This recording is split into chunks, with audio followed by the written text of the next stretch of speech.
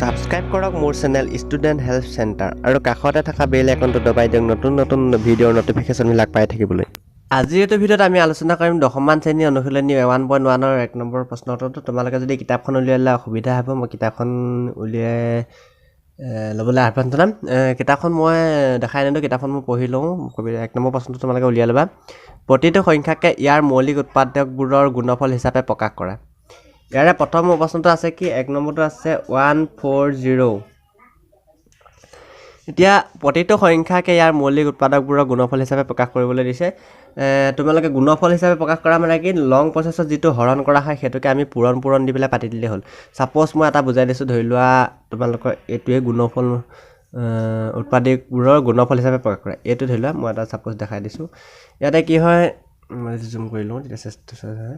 যদি ধৰি লোৱা 12টোকে যদি মই উৎপাদকবোৰৰ গুণফল হিচাপে প্ৰকাশ কৰা বুলি যদি কোৱা যায়, তেন্তে ইয়াক যদি 2ৰে কৰোঁ 6 বাৰ যাব, 2ৰে কৰিলে 3 বাৰ যাব। ইয়াতে এই যিখিনি উৎপাদক পালোঁ, উৎপাদকখিনি গুণফল মানে কি 2 × 2 × 3 বুলি = 6।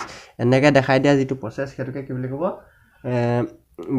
উৎপাদকবোৰৰ গুণফল হিচাপে প্ৰকাশ কৰা এইটোৱে হ'ব। মানে যদি 12Fৰ উৎপাদকবিলাকৰ গুণফল হিচাপে প্ৰকাশ কৰা বুলি কয় তেতিয়াহ'লে এইটো হ'ব।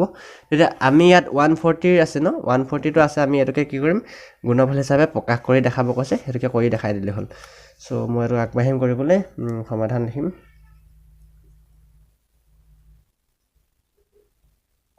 সমাধান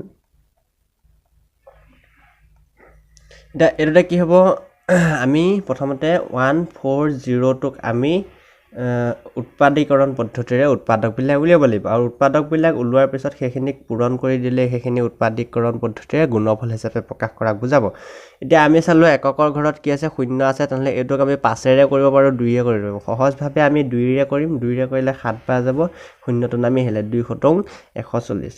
আকৌ এইটোক আমি দেখিলোঁ একক ঘৰত কি আছে, 0 আছে, আমি তেনেহ'লে এইটোক আকৌ 2ৰে যাব, 2 × 3 = 6, 6 হ'লে 1 থাকিব, 2 × 5 = 10। আকৌ এইটোক আমি একক ঘৰত 5 আছে, এবাৰ তেনেহ'লে আমি 5ৰে কৰিম, 5 × 7 = 35। 7টোক আৰু একোৰে নাযায়, ইচ্ছা কৰিলে আমি 7ৰে এবাৰ দি দিওঁ, 7 × 1 = 7। এতিয়া এইটো যিটো প্ৰচেছ পালোঁ, এই প্ৰচেছটোত কি হ'ল, 2 2 5 7 1 এইকেইটা কি হ'ল উৎপাদক। কাৰ উৎপাদক, 140ৰ উৎপাদক। তেনেহ'লে এই উৎপাদকখিনিক আমি পূৰণ দি পাতি দিলে সেইখিনিকে কি হ'ব বুলি ক'ব, উৎপাদকবোৰৰ গুণফল হিচাপে প্ৰকাশ কৰাত বুজাব। গতিকে আমি লিখিম 140ৰ উৎপাদকবোৰৰ গুণফলবোৰ হ'ব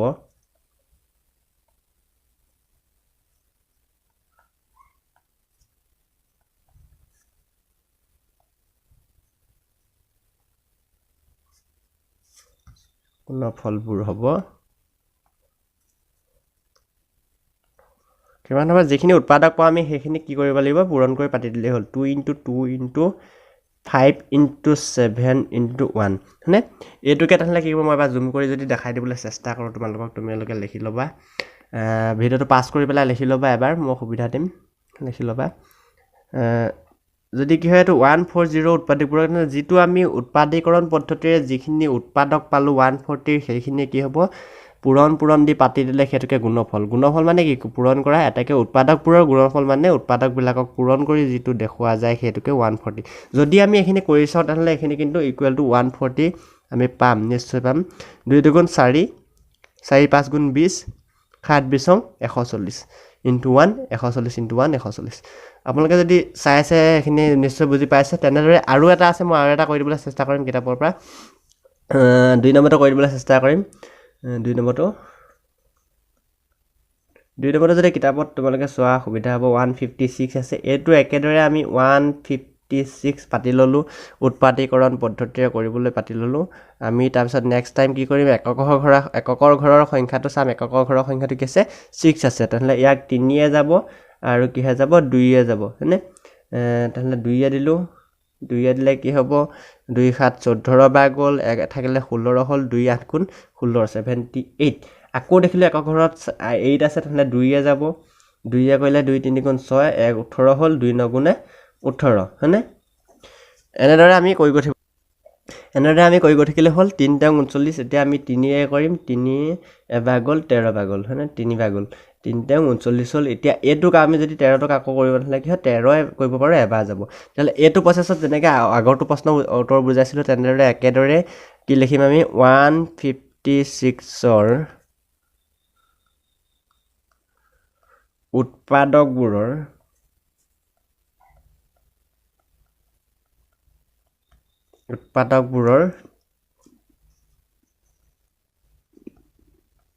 গুণফলবোৰ